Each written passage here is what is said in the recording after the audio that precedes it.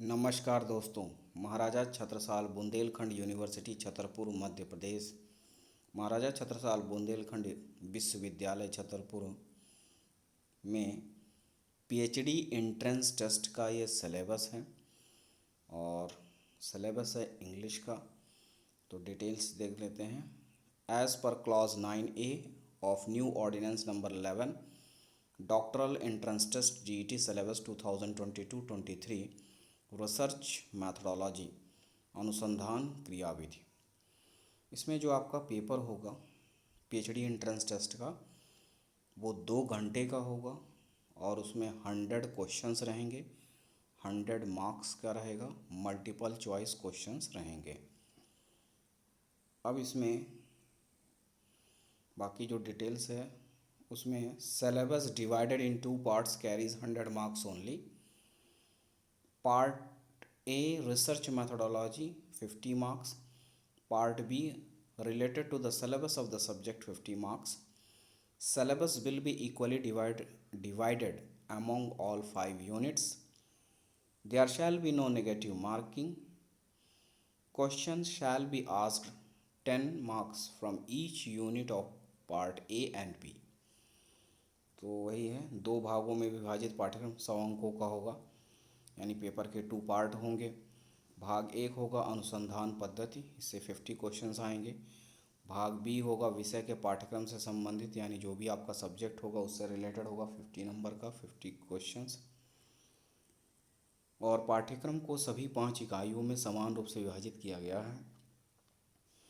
कोई नकारात्मक अंकन नहीं होगा, कोई भी ऋणात्मक मूल्यांकन नहीं होगा। भाग ए और भाग बी की प्रत्येक इकाई से 10 अंक के प्रश्न पूछे जाएंगे। हर यूनिट से 10 नंबर के जो प्रश्न हैं वो बनेंगे। तो पहला पार्ट 1 है रिसर्च मैथडोलॉजी, यानी अनुसंधान क्रियाविधि या शोध प्रविधि। इस भाग से 50 क्वेश्चन पूछे जाएंगे और 50 नंबर के रहेंगे। और इस भाग में 5 यूनिट हैं और हर यूनिट से 10 नंबर के क्वेश्चन बनेंगे। रिसर्च एप्टीट्यूड यूनिट फर्स्ट है और यूनिट 1 में शोध योग्यता। तो आपका पेपर जो है अगर इंग्लिश का है तो सब कुछ इंग्लिश में आएगा, so don't worry about that. जो हिंदी में दिया गया है वो अगर आपका अदर सब्जेक्ट होता है तो उस पर एप्लीकेबल होता है। फॉर इंग्लिश जो है आपका सभी चीज़ इंग्लिश में रहेगा, each and everything is mention in English. तो रिसर्च एप्टीट्यूड है फर्स्ट यूनिट और जो भी उसके सब टॉपिक्स एंड पॉइंट्स हैं आप चेक कर सकते हैं। नाउ द सेकेंड यूनिट में है research ability and the points are given there. And now the unit third is data interpretation, on that data collection. And now unit fourth जो है that is quantitative aptitude, okay, and the points are given. And now unit fifth research report। तो इस प्रकार से 5 units हैं and you have to search all these topics if you have any reference book with you. Otherwise with the help of internet you can find out all these topics and prepare it. And now in subject part में आते हैं। तो subject है English का और इस part से आपके 50 क्वेश्चंस आएंगे, 50 मार्क्स रहेंगे, 5 यूनिट रहेंगे। तो डिटेल्स चेक करते हैं। पार्ट बी है सब्जेक्ट इंग्लिश।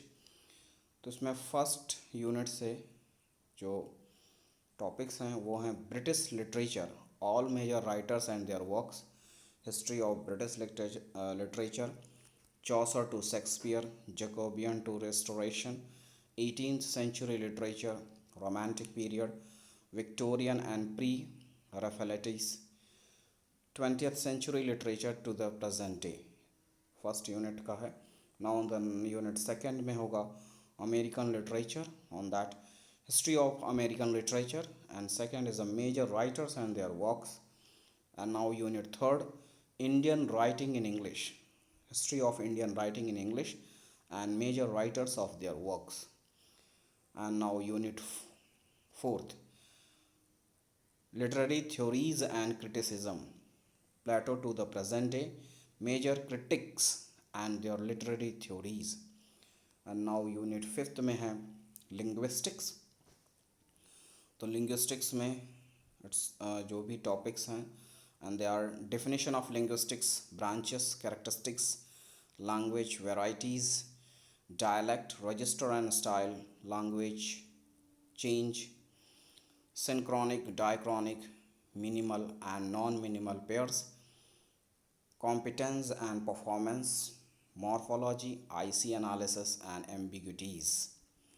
नेक्स्ट इसी में पार्ट है 5th यूनिट का, that is phonetics, organs of speech, speech mechanism, classification and description of speech sounds, consonants and vowels, international phonetic alphabets, phoneme, allophones, syllable, phonetic transcription, strong and weak forms, word accent, the word stress rules, in intonation and rhythm in connected speech.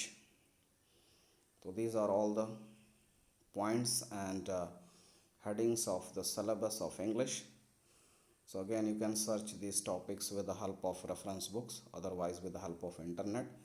You can find out all these topics and prepare it. That's it. बस इतना ही है, तो अच्छे से आप तैयार करें इन topics पर, इससे रिलेटेड क्वेश्चन बनेंगे। बस इतना ही है, मिलते हैं अगले वीडियो में, तब तक के लिए नमस्कार, धन्यवाद।